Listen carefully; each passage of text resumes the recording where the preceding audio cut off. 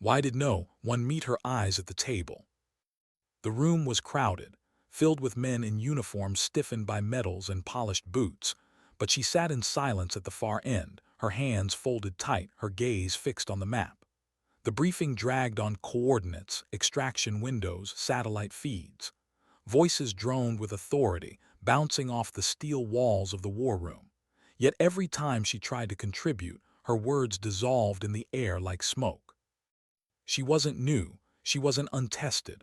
She had logged more hours than most of them combined, cockpit, rifle, field. But it didn't matter. The silence around her did. What no one knew, what no one could have guessed, was that this mission wasn't just another red circle on a map for her. It was personal. But she hadn't told them, not yet. The colonel's voice cut through. "We move in 24 hours. No mistakes." His tone was sharp, final. A few heads nodded with the quiet rhythm of obedience. Her eyes lingered on the coordinates and her jaw tightened. 24 hours. That was all the time she had to gather courage for what waited on the other side of that desert ridge. When the room cleared, she was the last to stand. She traced the edge of the map with her fingertip, as though memorizing every contour, every valley. Her breathing was steady, but her chest felt heavy. One of the younger soldiers paused by the door, hesitated, then asked softly, "You good?" She nodded once, forcing a faint smile. "Always." But the truth was far from it. Later, in the dim light of her quarters, she opened her journal. The pages were filled with cramped handwriting, half-torn sketches, fragments of memory. She turned to a page she had read 100 times. A name, a date, a place. The very place she was about to step into. Her brother's last letter. She closed the journal and pressed it against her chest. His absence wasn't just grief. It was an open wound that had never closed. And now the mission would take her to where he had been lost, to where endurance, not conquest, had the final word. She leaned back, staring at the metal ceiling, listening to the hum of the base generators. She remembered his voice, his laugh, his stubbornness. The day he left and never returned. And the last thing he said to her, "Don't just fight to win, fight to come back." The night stretched long, she didn't sleep. The next morning, the engines roared before dawn. The transport bird was loaded with gear, weapons, and bodies trained to carry them.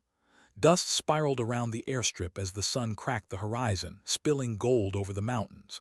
She pulled her helmet tighter, the strap digging into her jaw. The others laughed, bantered, smacked shoulders, ritual before silence. She stayed quiet. Inside, the metal rattled as the rotors beat the air. She sat against the wall, eyes closed, trying to block the thrum in her ears. Across from her, a medic tapped his boot nervously. He caught her glance and offered a shrug. "Every time feels like the first time," he muttered. She nodded. It should. The youngest in the team, barely 23, grinned weakly. "I'll be fine once I hit the ground." His hands betrayed him, shaking as he loaded the last magazine into his vest. She leaned forward slightly. "You'll be fine because you trained for this, and because you won't be alone." Her words landed like a small anchor, and he exhaled, steadier now. The pilot's voice crackled in their headsets, 10 minutes out. Her pulse quickened. She gripped the strap above her, feeling the vibrations travel into her arm. She thought of her brother, of the last time she saw his face, and of the promise she whispered at his grave that she would find answers, even if they broke her. The bird tilted. The desert came into view, endless dunes, a fractured horizon, shadows stretching long, beautiful and merciless. Then the sudden bark of gunfire. Tracers ripped past the windows. Shouts erupted. The young soldier's eyes went wide, panic flooding in. "Contact left ridge," the crew chief yelled. She didn't flinch. She leaned toward the window, assessing, memorizing the angle of fire, the distance, the rhythm. Years of training pressed against her chest like a steadying hand. 2 shooters, maybe 3, half a click out. The crew chief barked into the comms, relaying her call. The gunner opened fire, the heavy thump of the mounted weapon drowning everything else. Sand exploded below. The helicopter shuddered as it climbed. The desert answered with silence. Her breath came slow, controlled. She kept her eyes on the ridge, searching for movement, even after the tracers faded. The pilot steadied them. "We're clear for now." The silence inside was different now, sharper, tighter. The young soldier's knuckles were white on his rifle. The medic looked at her, brow furrowed. She gave a small nod, a silent reassurance. But deep inside she felt it, that same pull. The desert wasn't welcoming them, it was waiting. They landed in a wash of dust. Boots hit ground. The smell of oil and sand mixed in the air. The team spread out, forming a perimeter. She checked her scope, adjusted the dial, her breath syncing with the movement. The objective lay beyond the ridge, a compound built of crumbling stone, half buried in the earth. Intelligence said it was a supply hub. To her it was something else, a graveyard of echoes. The march began. The sun climbed higher, burning into their backs. Each step pressed silence deeper into their throats. Sweat dripped under helmets, rifles shifted against tired shoulders. She kept her position, second from the front, eyes sweeping the horizon. At one point the radio crackled, static, then nothing. They froze. The lieutenant raised a hand. Everyone dropped low, scanning. The desert wind carried no sound but itself. She tasted dust on her tongue, heard her heartbeat in her ears. And then laughter. A child's laughter. Faint, carried on the wind. She stiffened, rifle raised. The others looked around, puzzled, tense. "What the hell was that?" someone whispered. She didn't answer, she just listened. The sound drifted again, then vanished, swallowed by the dunes. Her chest tightened. Memory bled through, her brother's voice when they were young, running through fields, careless and alive. The laugh sounded almost like his. She shook it off, focus. This was no place for ghosts. Hours bled into sweat, dust, silence. Finally, the compound loomed. Cracked walls, rusted doors, broken windows like empty eyes. The lieutenant signaled halt. They crouched low, studying the structure. Through her scope she caught movement, a figure darting inside. Small, quick, not armed, a civilian, a child. The radio clicked. "Rules are clear. Identify before engaging." Her finger rested near the trigger, but her mind spun. What if it wasn't just a civilian? What if it was bait? She had seen it before. She had lived the aftermath. And yet, the way the figure ran, clumsy, untrained, it didn't feel like a trap. The lieutenant whispered, "We move in 5." Her throat was dry. She swallowed hard. Her hands tightened on the rifle. The desert pressed against her like a weight, silent and infinite. And deep inside, something told her this place would not just test her skills, it would test her endurance. For now she stayed silent. But there was something she hadn't told them, not yet. What waited inside those walls? The cracked compound stood like a scar against the desert, its silence heavier than gunfire. Every soldier knew that silence could be a trap. She kept her cheek pressed to the rifle stock, her eyes locked through the scope. Nothing, just shadows and stone. Her breathing slowed. 1, 2, 3. She counted the seconds as the wind teased dust across the broken courtyard. Then the faintest shift, the edge of fabric vanishing behind a wall. She whispered into comms, movement, north side, not armed, smaller frame. The lieutenant crouched beside her, squinting through his binoculars. Could be bait. She didn't argue, but inside something pressed harder against her chest. A child's laugh, that haunting echo. 2 squads, the lieutenant ordered. Alpha sweeps east, Bravo west. Quiet entry, clear fast. Her squad moved with measured steps, boots kissing sand, rifles tight. She stayed near the front, senses stretched thin. Every creak of her gear felt too loud. The air reeked of rust, stone, and something older, the scent of abandonment. The medic behind her whispered, "Don't like this, too empty." She muttered, "Empty doesn't mean safe." The breach team stacked at the door, a weathered plank hanging crooked. She adjusted her rifle, nodding once. The charge went off just enough to splinter wood without echoing far. They slipped inside. Darkness swallowed them. Cool, stale air pressed against her face. She lifted her NVGs, the world turning green. Dust floated like ghosts.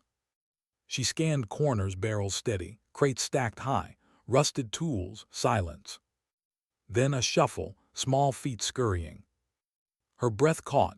She pivoted, tracking the sound. There down a corridor, a flash of fabric. She raised her hand, signaling halt. The lieutenant frowned, whispering sharp, "Stay on mission." But something in her wouldn't let go. She leaned toward the sound, every muscle taut. The medic tapped her shoulder. "What do you see?" She whispered, "Someone who shouldn't be here." They pressed forward, inching down the corridor. The walls narrowed, cracked plaster flacking under their shoulders. The smell of damp earth crept in. Halfway through, a voice rang out, high-pitched, trembling. Not in English, just one word. Her heart lurched. It was a plea. The team froze. Fingers hovered near triggers. The lieutenant cursed under his breath. She whispered, "It's a child." Silent, the kind that divides decisions. The lieutenant's jaw tightened. "Could still be bait, we can't." But then the figure stepped out. A boy, barely 10. Dirt streaked across his face, clothes torn. His hands were empty, raised high. His eyes, wide, terrified, locked onto hers. Her chest cracked open. For a split second she saw her brother's eyes, not as a soldier but as a child, lost, vulnerable, pleading. She lowered her rifle a fraction. The lieutenant hissed, "Don't break stance." The boy whimpered. His knees trembled, and then he pointed deeper into the compound. She whispered into comms, "He's trying to warn us." The lieutenant growled, "Or he's leading us into." Before he could finish, the floor rumbled. A dull boom shuddered through the walls. Dust rained from the ceiling. "Contact!" someone shouted. The compound erupted. Gunfire cracked through the air, ricocheting off stone. The team dove for cover, rifles spitting in reply. The boy screamed, scrambling behind a crate. She pressed into the wall, heart hammering, firing at muzzle flashes sparking in the dark. Every shot rang like thunder, drowning out her thoughts. The medic shouted, "Two down, they're flanking." The lieutenant barked orders, voice clipped, furious. "Hold the line." She reloaded fast, breath ragged. Through the chaos, she caught sight of the boy cowering, hands over his ears. Her gut twisted. This wasn't just a firefight. This was survival, his, theirs, hers. And she remembered her brother's words, "Don't just fight to win, fight to come back." She shifted position, covering the medic as he dragged one of the wounded behind cover. Bullets snapped inches from her face. She didn't flinch. Minutes stretched like hours. The firefight finally thinned, silence bleeding back into the corridors. Bodies lay still in the dust. The smell of gunpowder clung thick. Her chest heaved, sweat stung her eyes. The lieutenant checked the room, his voice hoarse. "Clear." They regrouped, shaken, breathless. The boy peeked from behind the crate, eyes wide with terror. The medic muttered, "What do we do with him?" The lieutenant exhaled sharply. "He stays, we can't carry him." Her stomach clenched. She stepped forward, voice steady but sharp. "We're not leaving him." The lieutenant glared. "He'll slow us down, compromise the mission." She locked eyes with him. "He warned us. Without him, we'd be dead." Silence stretched heavy. Finally, the lieutenant cursed and waved a hand. "Fine, but he's your responsibility." The boy clung to her sleeve as they moved deeper. His grip was small, desperate, burning like a reminder against her skin. Every step echoed with memory. Her brother, once small, once clinging to her when storms rattled their house. She swallowed hard, forcing focus. They pushed room to room, finding scraps of supplies, food, ammo, old radios. But nothing explained the presence of the boy. Nothing explained why he was left alive. Until they reached the last chamber. It wasn't a stockpile, it was a cell. The air reeked of sweat and iron. Chains rattled faintly in the dark, and against the far wall 3 figures bound and bruised, prisoners. Her chest tightened, civilians beaten, starved but alive. The lieutenant froze, jaw clenched. This wasn't in the intel. The medic rushed forward, checking pulses, whispering comfort. The boy darted to one of the prisoners, a woman clinging to her arm, his mother. Tears streaked his dirty cheeks. The woman's eyes fluttered open, weak but alive. She whispered something foreign, broken. The boy sobbed against her. And in that moment, the silence in her heart broke. This wasn't coincidence. This wasn't just war. This was why she was here, to endure what others couldn't, to carry lives that weren't hers, because endurance was greater than conquest. The lieutenant muttered, "We can't exfil with civilians. Too risky." Her hands curled into fists. "We don't leave them." The lieutenant snapped back, "That's not your call." But her voice cut sharper, firmer. "It is now." For a beat, silence hung. Then the medic spoke, low but resolute. "She's right." Another soldier nodded slowly. "We carry them, or their blood, on us." The lieutenant's shoulders sagged under the weight of reality. He rubbed his face, cursing. "Fine, but if this blows back, it's on you." She met his glare without flinching. "I'll take it." The team began preparing stretchers, adjusting gear, redistributing weight. The boy clung to his mother, refusing to let go. She stood back for a moment, watching. Her chest ached, but in a way that reminded her of something long forgotten: hope. As they moved out, the desert waited, silent and endless. The sun had begun to dip, painting the sky in bruised orange. Shadows stretched long across the sand like reaching hands. Every step was heavier now. The civilians slowed them, drained their strength. But every glance at the boy's small hand gripping his mother's gave her fuel. Endurance, that was the word her brother carried like a torch. She felt it now, burning in her. The radio crackled, a voice from command. "Status." The lieutenant hesitated, eyes flicking to her. She spoke instead. "Package secured, en route to extraction." There was silence on the other end. Then, "Copy. Be advised, enemy movement increasing in your sector. Move fast." They had no choice. The desert wasn't done testing them. As the team trudged into the fading light, she glanced back at the compound. Shadows lingered in broken windows, watching, waiting. And deep inside, she knew this was only the beginning. Because there was something she hadn't told them, not yet. How much weight could a single step carry? The desert did not forgive. Every boot sank deep into sand. Every breath scraped dry in their throats. The sun was dipping, bleeding into the horizon, but heat still pressed down on their backs like iron. She kept her rifle slung, shoulders hunched forward beneath the added load. One of the prisoners leaned against her side, too weak to walk alone. The boy and his mother followed close. The boy's hand wrapped around his mother's torn sleeve as though letting go meant the world would swallow her whole. Behind them, the medic dragged another prisoner on a makeshift stretcher. His face was pale, jaw tight with exhaustion. The youngest soldier grunted with every pull, sweat streaming into his eyes, but he didn't complain. Not now. The lieutenant walked ahead, silent. His jaw clenched, his gaze scanning the horizon for shapes, shadows, anything that meant danger. His anger simmered beneath the surface, but even he knew words would waste air they couldn't spare. She broke the silence, her voice low but steady. "We'll make it." The medic snorted softly. "That's faith talking, not facts." Her lips twitched, not quite a smile. "Faith gets you through the miles, facts don't." The young soldier behind them muttered, "Wish facts came with less weight." He shifted the stretcher again, his arms trembling. She glanced back, eyes softening. "Keep going, you're stronger than you think." But in her chest, doubt gnawed. Each step forward meant slower movement, longer exposure.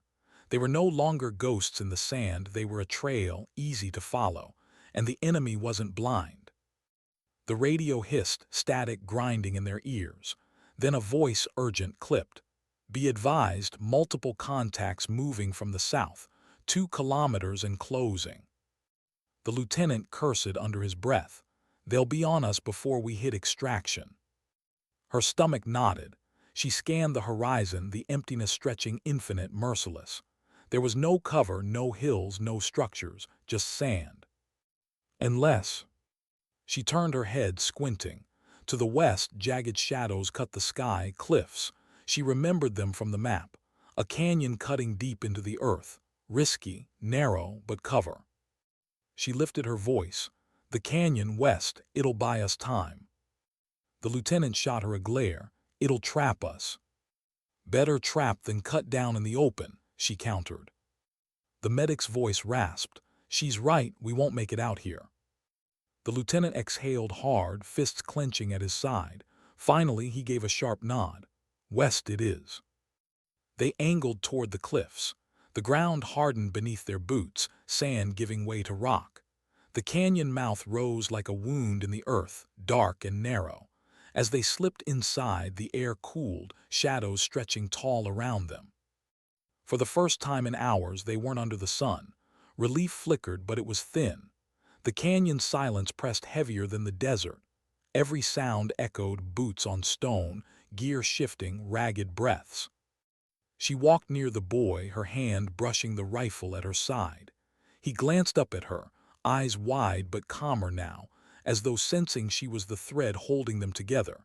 She gave him the smallest nod.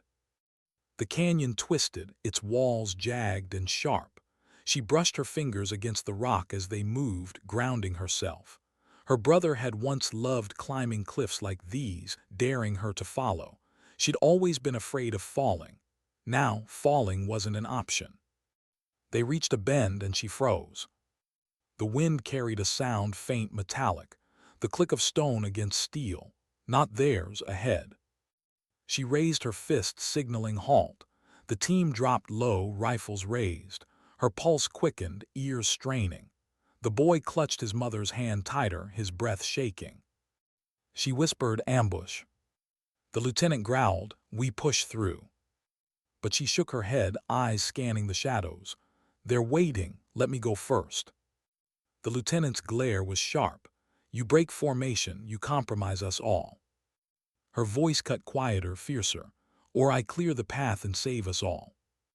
Silence, the medic's eyes flicked between them. The young soldier swallowed hard. Finally, the lieutenant muttered, fine, you've got 1 minute. She nodded once, heart pounding. She slung her rifle forward, checked her chamber, adjusted her scope. Then she slipped into the shadows. The canyon pressed close. Every step was careful, silent, her boots placing on stone edges that barely whispered. The air carried faint murmurs, voices, foreign, low, confident. She edged closer, heart sinking to their rhythm. Her scope caught it first. 2 men crouched on a ledge, rifles trained down the canyon. Perfect kill zone. She steadied her breath. 1, 2. On the third exhale, she squeezed. The shot cracked, echoing through the canyon. 1 target fell. She swung, fired again. The second crumpled. But the echo betrayed her. Shouts erupted deeper ahead. More voices, more boots. She hissed into comms, move now fast. The canyon exploded with chaos. Gunfire rattled, sparks dancing off stone. The team rushed forward, dragging civilians, firing back in bursts. She stayed near the front, rifle spitting fire, her eyes sharp, movements controlled. Bullets whined past her ears, ricocheting into rock. She dove behind an outcrop, reloading fast. The boy's scream cut through the noise, high, sharp, terrified. Her chest seized. She scanned. The boy and his mother were pinned against the canyon wall, gunfire shredding stone inches from them. Without thinking, she surged forward. Sliding across rock, she threw herself between them and the gunfire, pressing them flat. Shards bit into her arms, sparks stinging her face. She raised her rifle, firing blind toward the flashes. The lieutenant's voice roared through comms, "You're out of position." She didn't answer, she couldn't. She only moved, shielding, firing, enduring. Then silence, sudden, sharp. The gunfire cut off, replaced by the ragged breaths of survivors and the groan of the wounded. She exhaled hard, chest heaving. The boy's tiny hands clutched her vest, his tears soaking into her gear. She looked down at him, her vision blurring with sweat and dust. The lieutenant stalked up, fury burning in his eyes. What the hell was that? Her voice was quiet but steady. It was survival. His glare held, then cracked with exhaustion. He turned away, muttering, "We can't keep this pace." The medic checked the civilians, then nodded grimly. "They'll hold, but not for long." She leaned against the canyon wall, closing her eyes for a beat. Her arms trembled from adrenaline. Her chest ached, and deep inside memory burned. Her brother's face. The day he didn't come back. The unanswered question of whether anyone had shielded him the way she had shielded this boy. That thought hollowed her. But it also fueled her. They pushed deeper into the canyon, silence settling heavier. The cliffs seemed taller now, darker. Above, the first stars cracked open the night. The young soldier whispered as they trudged, "We won't make it at this speed." She looked at him, eyes steady. "We don't need speed, we need endurance." He swallowed hard, but something in her tone rooted him. Later, when they stopped to rest beneath an overhang, she sat apart, cleaning her rifle by lantern light. The boy edged close, hesitating. She glanced at him. "You should sleep." He shook his head, eyes wide. "They'll come." Her throat tightened. She recognized that fear. She had carried it once after losing her brother, lying awake at night, waiting for footsteps that never came. She lowered her voice. "Then stay close to me. I'll hear them first." His eyes searched hers. Then he nodded, curling beside his mother. She set the rifle down, staring into the dark canyon beyond. The silence pressed in, but she didn't flinch. She had learned long ago that silence wasn't empty. It was a weight you carried until it broke you or made you stronger. Her brother's journal waited in her pack. She almost reached for it, almost opened to the page with his last words. But not yet, not here. Because she wasn't ready to face the truth it carried. Not yet. What was waiting for them in the silence of the canyon? The air had cooled, but the rocks still radiated the day's heat. Every breath steamed faintly now, visible against the darker air, like whispers rising into the night. She leaned her back against the stone wall, rifle balanced across her knees, and listened. The canyon was too quiet. Even the wind had fallen still. The boy slept at last, curled into his mother's torn scarf, his chest rising shallow but steady. She watched him for a moment longer than she meant to. He reminded her of things she'd buried, the fragility of life, the way innocence didn't belong here but somehow survived anyway. The medic crouched nearby, hands stained with dried blood, checking one of the prisoners who was fatting fast. He muttered, "Not sure he'll make it. Infections set in deep." She looked over, her voice low. "Do what you can. He deserves the chance." The medic gave her a look, weary, almost pleading. "We're running on fumes. Supplies, energy, hope." She held his gaze. Hope weighs less than giving up. He huffed out something like a laugh, shaking his head as he wrapped a rag tighter around the man's wound. The lieutenant paced near the canyon mouth, boots grinding over gravel. His frustration carried in every step, every muttered curse under his breath. Finally, he snapped, "We're not going to make it dragging civilians. We need to radio command and tell them extraction's impossible." The young soldier stiffened, lifting his head. "Impossible." The lieutenant turned on him. "You see another way out. You see fuel, medkits, backup." The canyon swallowed the words, bouncing them off the walls. She rose slowly, rifle still in her hand. Her voice was calm but sharp enough to cut. "We don't tell them it's impossible. We tell them we endure until it's done." The lieutenant's eyes flared. "You think endurance feeds us, gets us out of this canyon alive?" She stepped closer, close enough that her whisper could be heard by him alone. "It keeps us moving when everything else says stop." For a beat neither moved. Then the lieutenant turned away, muttering, "You'll get us killed." She didn't answer, she didn't need to. Hours passed in the thick dark. The stars above were sharp as broken glass, scattered across the narrow strip of sky. The canyon walls rose like prison bars, keeping them caged, yet oddly safe.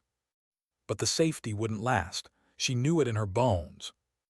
When her turn came for watch, she sat on a boulder at the canyon's edge, listening. Her ears caught everything: the drip of water somewhere deep in the rocks, the distant shuffle of a loose stone, the slow rhythm of men trying to sleep but failing. She thought of her brother. She saw him again in memory, standing in the doorway, young, defiant, his bag slung over one shoulder. She begged him not to leave. She told him war wasn't worth it. But he had smiled in that stubborn way of his and said, "Someone has to go. Better me than you." She remembered the slam of the door, the silence afterward, and the call that came months later, the one that broke her. She clenched her jaw, staring into the dark. She never told anyone the truth, that her brother had been lost in this very region, maybe this very canyon. She hadn't told the team because it wasn't part of the mission, but it was part of her. Every step she took here pressed into the ghost of his. Her chest tightened. She whispered into the empty night, "I'm still following you, even now." And then a sound. Not memory, not ghost, real. The crunch of gravel under boots, not theirs. She raised her rifle, breath locking in her chest. The sound grew clearer, closer. Shadows moved at the canyon mouth. Figures, more than one. Her finger tightened on the trigger. "Contact," she whispered into comms. The lieutenant jerked awake. The medic scrambled to shield the civilians. The young soldier clutched his rifle like a lifeline. The boy whimpered, his mother pulling him close. The canyon erupted with echoes of movement. Voices in the dark, foreign, harsh. Lights flickered, flashlights cutting through the black like knives. They were surrounded. The lieutenant barked, "Form up, defensive line." They pressed back against the canyon wall, rifles raised.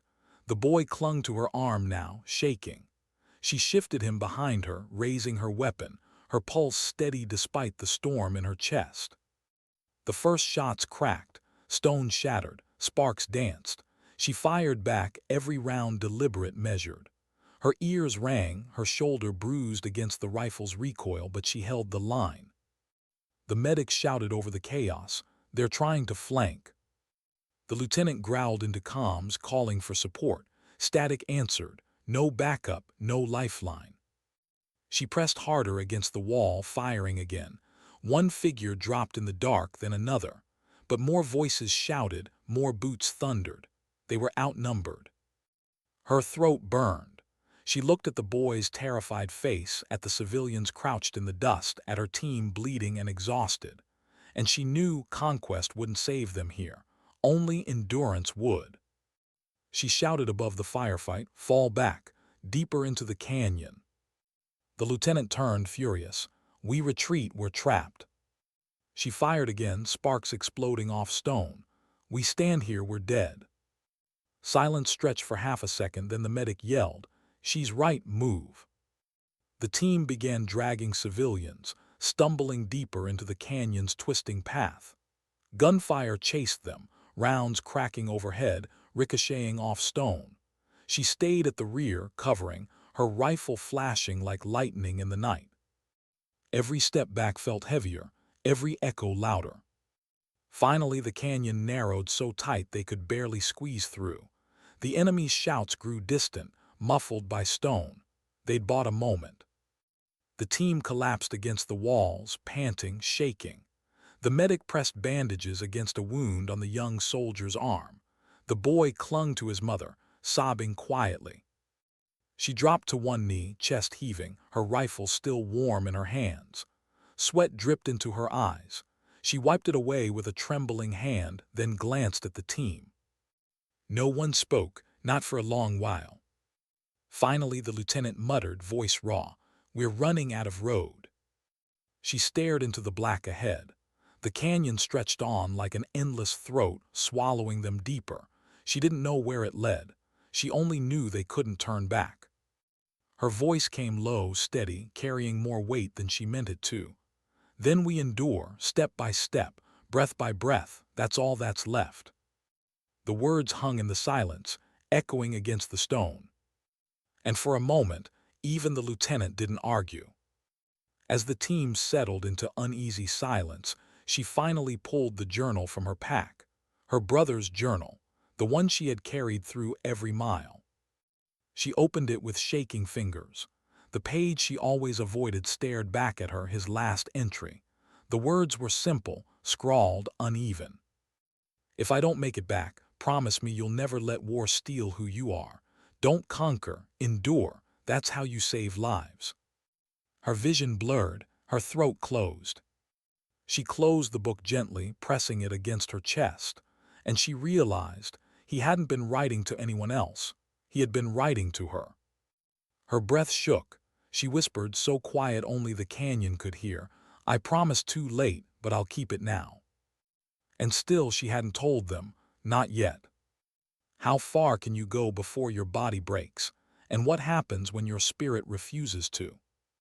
The canyon narrowed until the team had to walk in single file, shoulders scraping against rock that felt alive with its own cold pulse. The moon had vanished behind jagged cliffs. They carried only the weak glow of a single red lens flashlight, its circle of light barely enough to keep them from stumbling. Every sound seemed amplified. Boots sliding on gravel, labored breaths, the soft whimper of the boy trying not to cry.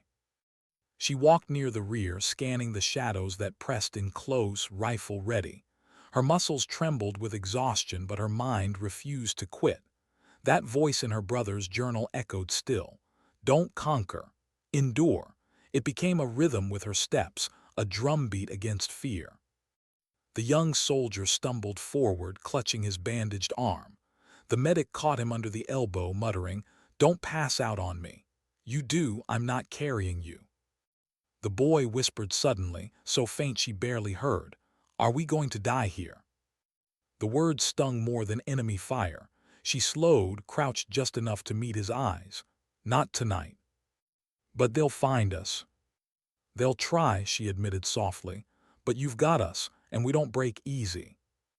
The boy studied her face, searching for cracks in the steel of her tone.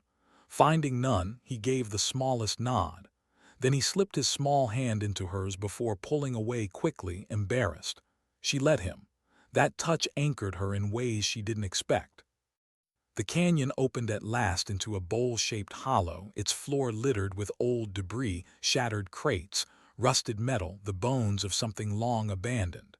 The lieutenant muttered, "Looks like an old supply cache. Cold War era, maybe." The medic kicked at a crate, wood crumbling to dust. "If we're lucky, rats left us something edible." The young soldier sank against a rock, sweat dripping, his voice cracked. "Feels like a graveyard." It did. The walls rose too steep to climb. The shadows clung too tightly. She swept her flashlight across the hollow, and then she froze. Carved into the canyon wall was a faded emblem. Weathered, half erased, but she knew it, her stomach clenched. It was the insignia of her brother's unit. Her hand trembled as she reached out, brushing the stone. The paint flaked away beneath her fingers. She pressed harder, needing to feel it, needing proof it was real. The lieutenant noticed. "What is it?" She pulled her hand back, quick, hiding the shake. "Old markings, nothing important." But inside her chest burned. He had been here, her brother. This hollow had been one of his last stops, and she had never told them. The medic called out, breaking her spiral. "Found something." He dragged an old metal case from beneath the rubble. It screeched across stone, ancient hinges resisting as he pried it open. Inside, dusty bandages, rusted tools, a few sealed tins of food. The medic laughed, almost delirious. "Guess the rats did leave us something." The lieutenant crouched beside him, ripping open a tin, scooping out the cold, oily contents with 2 fingers. Better than starving. The boy wrinkled his nose, but his mother urged him to eat. For a brief moment, silence filled with chewing, swallowing, the relief of calories easing hollow stomachs. It wasn't enough, but it was something. She sat apart, staring at the faded emblem in the wall. Her hands clenched around her rifle, knuckles pale. She thought of telling them, telling the truth. But what then? Would it sound selfish that she'd dragged them all deeper into danger chasing ghosts? So she stayed silent. Later, as they prepared to rest, the young soldier shifted closer to her. His voice was quiet, almost ashamed. "Can I tell you something? Something I never told anyone." She studied his face, too young, eyes too old. She nodded once. "My father was military, career man. My whole life I tried to live up to him. He died in training, not combat, just accident. People called it meaningless, but to me," his throat bobbed, "to me it was everything. It was who he was." She heard the crack in his voice, the fragile tremor beneath the steel. And for the first time, she saw not just a soldier at her side, but a son. A boy chasing a shadow that could never love him back. She wanted to tell him about her brother then, wanted to share the weight so neither of them had to carry it alone. But the words stayed locked behind her teeth. Instead, she said softly, "You honor him every time you keep going. That's meaning enough." He exhaled like he'd been holding his breath for years. "Thanks, ma'am." That night sleep came in fragments, startled jolts awake, distant echoes of gunfire, the boys' muffled cries. She kept her eyes half open, watching shadows creep across stone like they carried secrets. When dawn broke pale and cold, the lieutenant announced, "We move. East wall looks climbable." The climbable wall was sheer, jagged, impossible by any sane measure, but they had no choice. The canyon mouth was death. The hollow was a tomb. Up was the only way left. One by one, they started the ascent. Fingers scraped, boots slipped, curses muttered. The medic boosted the boy up first, grunting with effort. The mother followed, teeth clenched against fear. The young soldier tried despite his injured arm, every movement painting his face with pain. She climbed last, muscles screaming, breath ragged, her pack dragging at her shoulders. Rocks tore at her palms, dust filled her lungs. Halfway up, the lieutenant's boot slipped. He dangled, swearing, gripping at stone that broke under his fingers. Without thinking, she lunged sideways, slamming her hand around his wrist. His weight yanked her arm nearly out of its socket. Her boot slipped, her body swinging. The canyon yawned below, ready to swallow them both. For a heartbeat, she saw her brother's hand slipping away in memory. Not again. Not this time. With a guttural cry, she hauled upward. The lieutenant found footing, scrambled, clutched the rock again. When they both steadied, chest to stone, he looked back at her. His face wasn't anger this time. It wasn't pride either. It was something rawer. "Why?" he rasped. Her grip tightened, her eyes burned. "Because we endure together." No more words, just climbing. At last they dragged themselves over the rim. The plateau stretched endless under the rising sun, barren, windswept, blindingly bright. The boy shielded his eyes, whispering, "It's so big." The wind carried silence, heavy and ancient. And then in the far distance, the faint outline of structures, half collapsed, weather-worn but man-made. The lieutenant squinted. Could be another outpost, could be nothing. Her heart pounded. She knew, even before the thought formed fully. Her brother's unit had marked the canyon. Their trail ended somewhere, somewhere ahead. She whispered more to herself than anyone, "It's not nothing." The others didn't notice the tremor in her voice, but she felt it, the pull of unfinished business, the weight of truths unsaid. They staggered forward into the wind, each step a victory against exhaustion. She carried her brother's journal pressed against her chest, its words seared into her. Endure. That's how you save lives. Yet even as she walked, she wondered, how many secrets could she endure before they broke her? She hadn't told them, not yet. What if the place you're walking toward holds the answer you feared your whole life? The plateau stretched in every direction, flat and merciless. The sun burned higher, erasing shadows, exposing every stumble, every crack of weakness.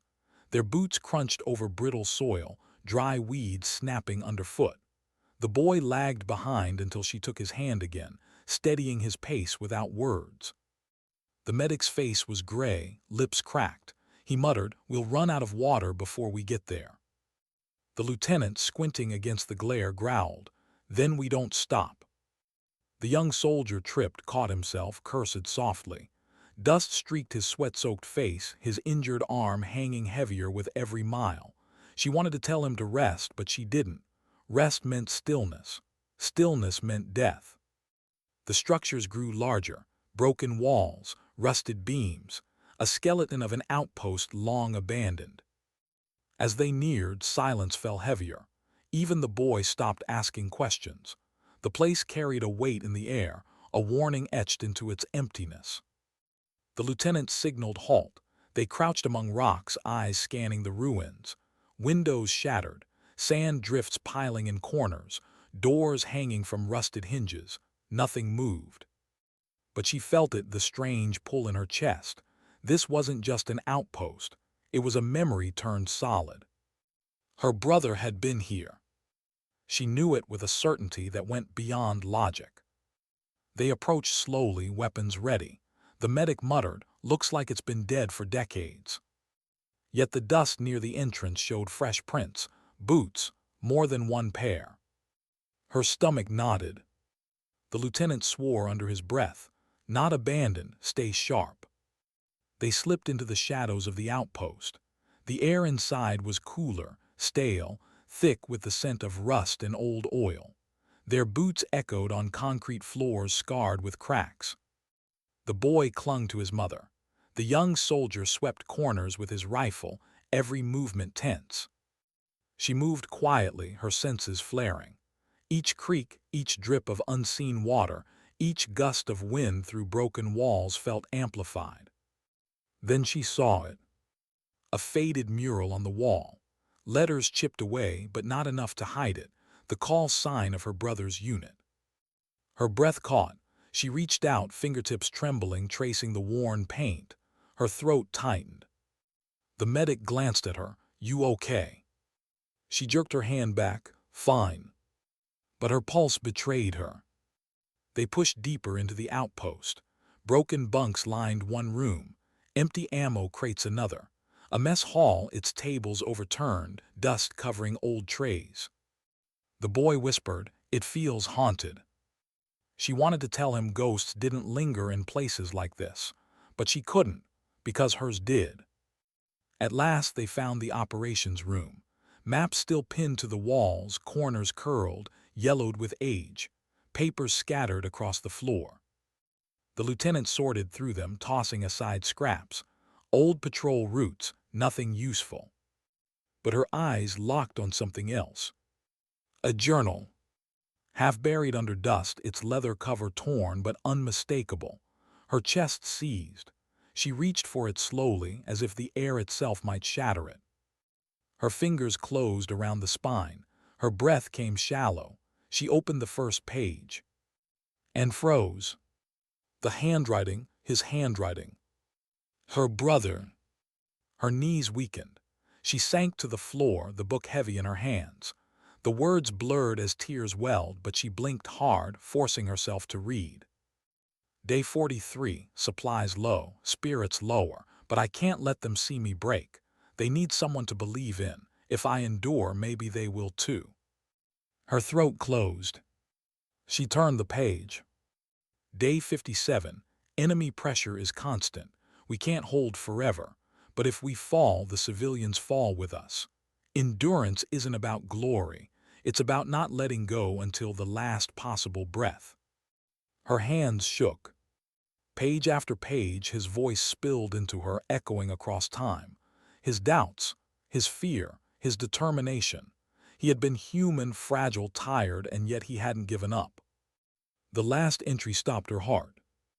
Day 72, if anyone finds this, tell her I never forgot. Tell her endurance is greater than conquest, because conquest dies.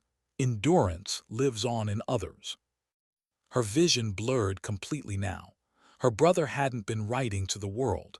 He had been writing to her. The medic crouched beside her. Whose journal is that? She hesitated. The secret trembled on her lips, desperate to be spoken. She had carried it too long, buried it too deep. The lieutenant barked from across the room. "We don't have time for relics. We need water, food, a plan." She pressed the journal to her chest. Her voice was steady, but her heart was not. "This is the plan." The lieutenant scowled. "What are you talking about?" She met his eyes, and for the first time she let the truth fall. "My brother served here. This was his unit. He didn't make it out." Silence cracked through the room. The young soldier blinked, stunned. The medic's face softened. Even the boy stilled, sensing the gravity. The lieutenant exhaled sharply, as if betrayed. "You knew this, and you said nothing." Her jaw clenched. "Because it wasn't your burden, it was mine." The medic's voice was gentle. "And now?" She looked down at the journal, at the words etched in faded ink, then back at them. Her voice broke but carried. "Now it's ours." Before the silence could settle deeper, a sound shattered it. A metallic clatter. A shadow shifted in the doorway. Voices barked in a language not their own. Boots stomped against the concrete. The lieutenant hissed, "They tracked us." The medic pulled civilians behind overturned tables. The young soldier raised his rifle with shaking hands. The boy buried his face in his mother's chest. She rose slowly, the journal still in one hand, rifle in the other. Her heartbeat was thunder, but her voice was calm. "Then we endure, no matter what comes through that door." The first shot rang out, dust exploded from the wall. The firefight ignited like a storm breaking. Bullets shrieked, concrete shattered, shouts echoed. She fired back, deliberate, steady, each round a vow, each breath a prayer. Her brother's words burned in her mind. Endurance lives on in others. She understood now. It wasn't about surviving for herself. It was about carrying the weight so others could. And so she fought, not to conquer, but to endure. Not yet knowing how much more it would cost her. How long can you hold the line when the line is nothing more than your will? The outpost shook under the storm of gunfire. Bullets hammered the walls, spraying shards of concrete across the floor. The civilians huddled beneath a collapsed beam, the boy's sobs muffled in his mother's arms. The medic crouched beside them, pistol clutched tight, face pale but unflinching. The lieutenant barked orders between bursts of fire. "Cover left, watch the stairs." His voice cracked with strain, the certainty in it thinning with every second. The young soldier knelt near the doorway, injured arm hanging limp, rifle trembling in his good hand. Sweat poured down his face as he fired short, desperate bursts into the smoke-choked hall. She moved like water between them, steady, deliberate. Her shots were calm, controlled, cutting through the chaos. But inside, her chest burned with the memory of her brother's journal pressed against her heart. Endurance lives on in others. The enemy pressed harder, their shouts echoing through the broken outpost. The walls seemed to close in with every round that cracked through them. "Too many," the medic shouted, voice raw. The lieutenant snarled, eyes wild. "We hold no matter what." But she saw it in his face, the fear, the edge of collapse. She ducked behind a table, dust coating her lips, her breath ragged. Her gaze flicked to the civilians, their wide eyes, their trembling hands, to the boy clutching his mother like she was the only anchor left in the world. And in that moment, she understood what her brother had faced. Not a battle of territory, a battle of time. Every second endured was a life extended.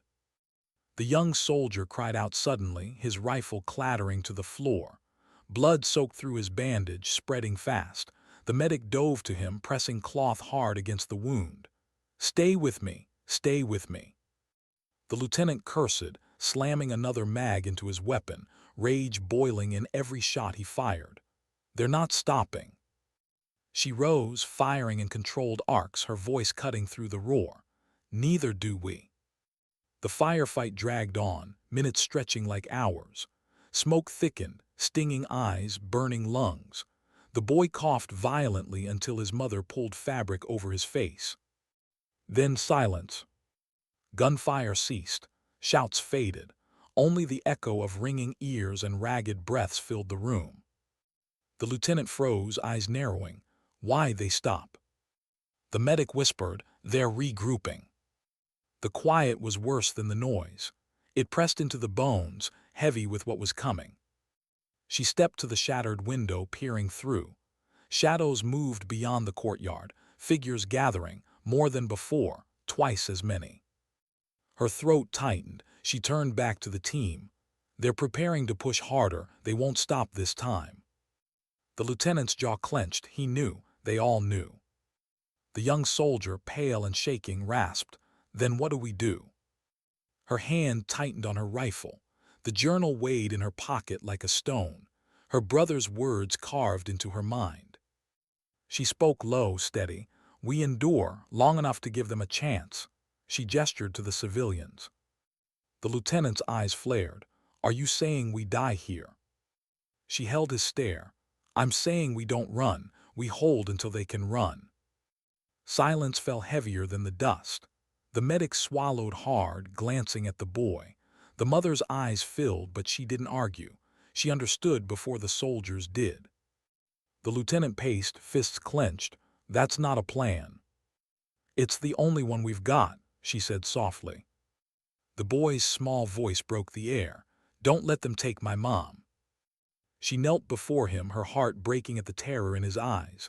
She smoothed his hair gently, forcing a small smile. "I won't, I promise." Promises, they had cost her before. They would cost her again, but she gave it anyway. The medic whispered as he tied a fresh bandage on the young soldier. "If we're doing this, we need to set up fallback points. Buy time in pieces." The lieutenant exhaled sharply, almost a laugh but not. "So we bleed slow instead of fast." She met his eyes steady. "We bleed so they don't." No one argued after that. They moved quickly, overturning tables, stacking crates, creating choke points in the narrow hallways. The medic handed the boy and his mother a map, his voice urgent. "When we say go, you take the east corridor. It leads to the plateau. Keep moving. Don't stop for anything." The mother's eyes shook. "And you?" He forced a smile that didn't reach his eyes. "We'll be right behind you." The boy clutched her hand tighter. He didn't believe the lie. Then it came. The roar of boots, the crash of a door kicked open. The flood surged back in, more ruthless, more relentless. The outpost shook under the assault. Bullets screamed, glass shattered, stone splintered. The team fired until their rifles steamed, every shot echoing like thunder in their bones. The lieutenant bellowed orders until his voice broke. The medic fired with one hand while pressing on the young soldier's wound with the other. She moved like a shadow through the smoke, steady, unyielding. Every pull of the trigger was a prayer, every breath a vow. But the line bent. The barricades cracked. The medic shouted, "Now go." The mother pulled the boy, sprinting through the east corridor. Their footsteps faded into the distance, swallowed by gunfire. The lieutenant roared, covering their escape, eyes wild with defiance. The young soldier fired weakly, each shot slower, but he didn't stop. She felt the moment stretch, the line between survival and sacrifice thinning to nothing. Her brother's words burned in her chest. Endurance is greater than conquest. She realized then this was what he had done, what he had chosen, not glory, not victory, just holding the line long enough for others to live. A grenade clattered across the floor. Time slowed.